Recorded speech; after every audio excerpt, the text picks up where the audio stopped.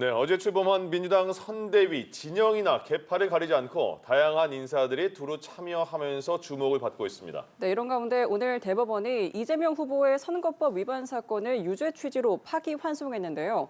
선대위 산하 상임총괄 선대위원장실 수행실장을 맡은 정진욱 의원 모셨습니다. 안녕하십니까? 어서 오십시오. 안녕하십니까? 예. 먼저 오늘 대법원 판결에 대해서 여쭙겠습니다. 유죄 취지의 파기환송을 했습니다. 어떻게 평가하십니까? 한덕수 총리가 사퇴한 날 조희대 대법원의 조희대 대법원장의 대법원이 저는 선거에 개입했다. 명백한 정치 개입이다. 그렇게 보고 있습니다. 예. 그러면 앞으로 지금 민주당도 오늘 의원총회 했잖아요. 예. 앞으로 어떻게 대응할까요? 내란을 진압해야죠. 그러니까 내란이 아직도 끝나지 않았다는 것을 이번에 명백하게 보여준 것 같고요. 예. 그런 점에서 대법원의 대선 개입이 있는데 그 전에 이제 검찰을 통해서 이재명 대표를 사법 리스크를 만들려고 하는 작업이 있었는데 그 실패로 돌아가지 않았습니까? 거기에 이어서 이제 헌법재판소를 통해서 하려고 했는데 그것도 실패로 돌아갔습니다. 예. 결국 이제 마지막 남은 대법원을 이용한 사법 쿠데타가 진행되고 있고요. 그건 반드시 진압될 것이고 결국은 6월 3일은 대선이기도 하지만 동시에 국민 대배심, 국민을 배신한 대법원에 대한 어떤 심판의 날이 될 것 같습니다. 예. 네, 자 어제 출범시킨 민주당 선대위 이야기를 해보도록 하겠습니다. 용광로 선대위라는 표현처럼 규모도 크고요. 참여한 인사들도 굉장히 다양합니다. 이번 선대위의 구성을 좀 어떤 기조로 정리를 하셨을까요? 예, 굉장히 이제 큰 선대위다 이러는데 사실은 예전에 비하면 선대위가 꼭 필요한 사람들만 만들어진 선대인데요. 다만 그 용광로 선대위는 맞는 것 같습니다. 네. 저희가 중도 보수를 표방했는데 중도 보수에 해당하는 분들이 많이 들어오셨고요.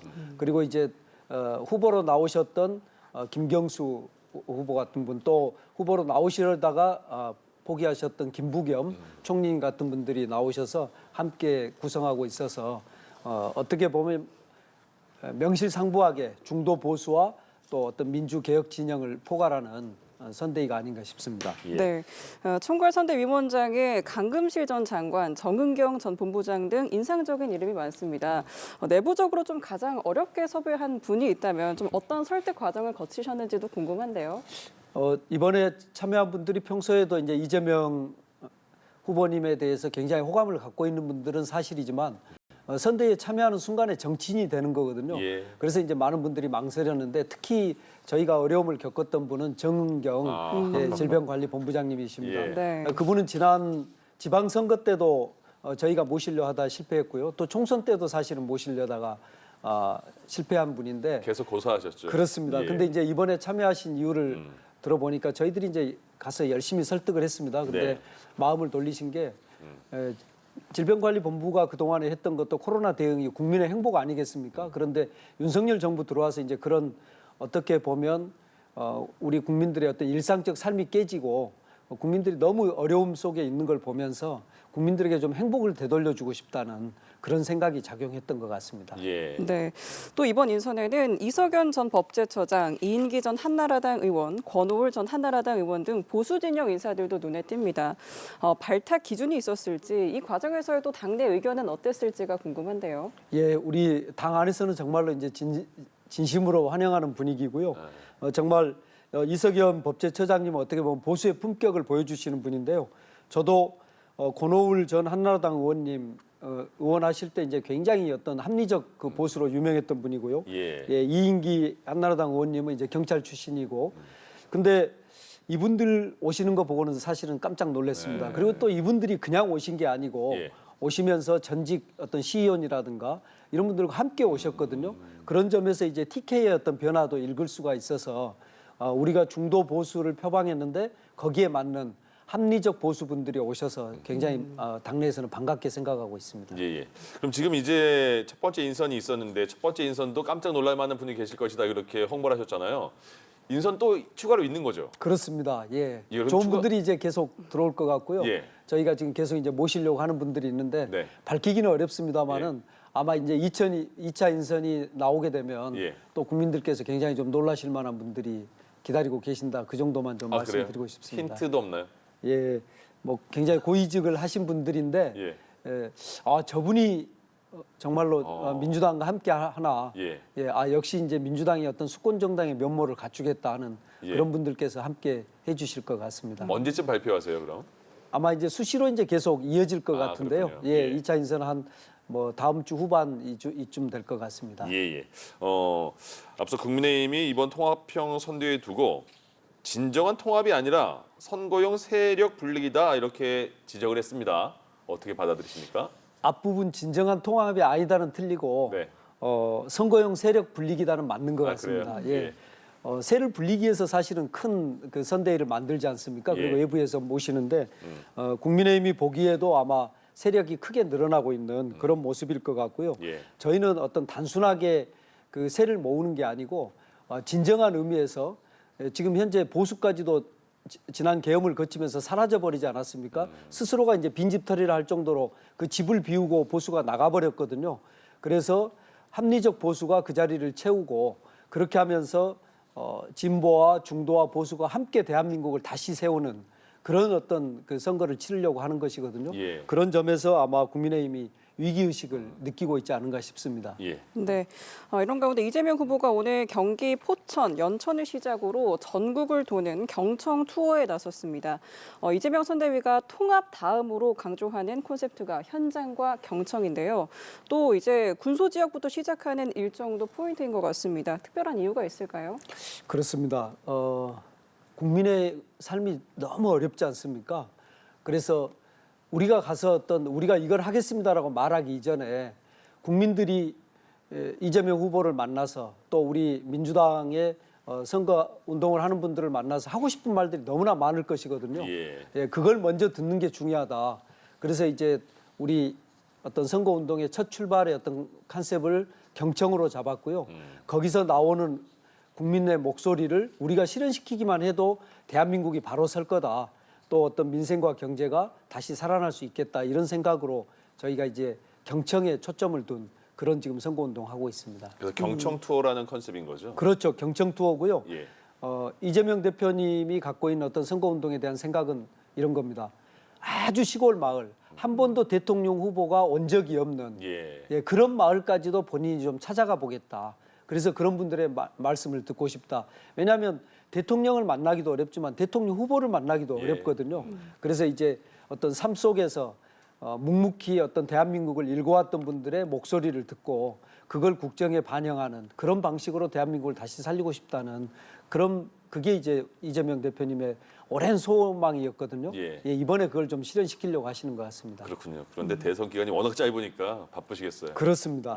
그래서 이제 제일 위에서 그 접경 지역 아니겠습니까? 네. 거기서 시작해서 대한민국을 종단하면서 이제 밑으로 내려오시는 아마 그런 일정을 하실 것 같습니다. 땅끝까지 또 제주도까지 그렇게 가실 것 같습니다. 네. 국민의힘은 지금 내일 모레 이제 최종 후보자가 결정이 됩니다. 근데 한덕수 대행과의 또 단일화가 남아 있긴 하지만 일단 당내에서는 최종 후보자가 결정이 되는데 김문수, 한동훈 두 후보자 중에 민주당에서는 최종 후보자를 어떻게 예상하고 또 어떻게 대응하실 생각입니까? 다른 당의 후보가 누가 될지 예측하는 것은 적절하지는 않은 것 같고요. 그래서 이제 국힘에서 누군가를 뽑을 텐데 아마 국힘의 유권자들은 고민하게 될 것 같습니다. 이번 선거는 내란 세력 대 헌정수호 세력의 싸움 아니겠습니까? 그런 점에서 본다면 한덕수 여기서 나온 후보를 통해서 한덕수 총리와 단일화를 하려고 하는데 한덕수 총리야말로 정말 어떤 내란의 공범으로 지금 그 혐의를 받고 있고 또 실제로 그 드러나 있는 어떤 혐의들이 굉장히 많은 분 아니겠습니까? 그렇게 본다면 어떤 후보와 어떤 방식의 단일화를 한다 하더라도 수권 정당으로 지금 탄탄하게 나아가고 있고 그리고 헌정 질서를 회복하는 것뿐만이 아니고 민생과 경제에 대해서 굉장히 준비해온 민주당의 승리의 흐름을 막기는 쉽지 않겠다. 그렇게 예상하고 있습니다. 네, 지금 앞서 언급을 해주셨습니다만 한덕수 대행이 오늘 더 큰 책임을 위해 직을 내려놓는다면서 총리직을 사퇴했습니다. 내일 국회에서 대선 출마를 공식 선언할 것으로 알려졌는데 한 대행의 행보를 민주당에서는 좀 어떻게 해석을 하고 있을까요? 오늘 한덕수 대행이 사퇴하겠다는 발표를 4시에 했는데 대법원이 3시에 이재명 대표의 재판에 대해서 파기환송을 했거든요. 그래서 이제 이걸 저희가 뭐 적절한 방송 용어인지는 모르겠습니다만은 짜고 치는 고스톱이다. 많은 분들이 이제 그렇게 판단하고 있고요. 또 더구나 이제 한덕수 대행은 아까 말씀드린 것처럼 내란의 책임이 있는데 예. 더 큰 책임을 위해서 직을 내려놓는다면 내란의 책임을 져야죠. 예, 대통령 선거에 나올 것이 아니고 국민을 얼마나 우습게 보는지 여기서 여실히 드러나는 것 같습니다. 예. 한덕수 대행이 무소속으로 출마 선언을 한 이후에 이게 예측입니다. 선언을 한 이후에 국민의힘 후보와 단일화를 거쳐서 국민의힘에 입당하지 않겠느냐 이런 예상이 지금 나오고 있는데 최근에 이낙연 새미래민주당 고문과도 만나고 싶다는 이야기를 한 대행이 연락을 했다는 보도가 나왔었거든요. 근데 뭐 성사는 되지 못했고 이낙연 그 고문이 지방에 내려가 있어서 성사가 되지 못했다 이렇게 나오는데 왜 여쭤보냐면 그 이낙연 고문이 그래도 민주당 그 출신이시니까 한덕수 대행이 이낙연 고문과 같이 연대하려는 움직임은 어떻게 보십니까 민주당에서? 예, 광주에 굉장히 큰 언론사가 어제 낸 신문의 제목이 예. 예, 민주당과 호남으로부터 수많은 것을 얻었던 이낙연이 그것을 발로 차고 떠난다. 이런 그 대제목이 있었거든요. 예. 이낙연 총리가 이렇게까지 망가질 줄은 몰랐습니다. 그런데 이제 심지어 한덕수 또 국힘과 단일화하거나 본인이 당선될 가능성은 거의 없지 않습니까? 그런데 거기에 힘을 보태면서 내란 세력과 함께 가는 이런 모습을 보면서 지난 계엄 때 이낙연은 어디에 있었는가를 묻지 않을 수 없고요. 예. 예, 그리고 역사에 아마 제인이 될 것이다. 만약에 한덕수와 뭐 단일화 협상을 한다거나 또는 국힘 후보의 당선을 위해서 노력한다면 아마 호남에 발을 붙이기 어려울 거다. 예. 예, 그렇게 예상하고 있습니다. 그러면 그 이낙연 그 새미래민주당 고문이 한덕수 대행과 만약에 연대를 한다면 힘을 준다면 반 이재명 노선이라고 봐야 됩니까?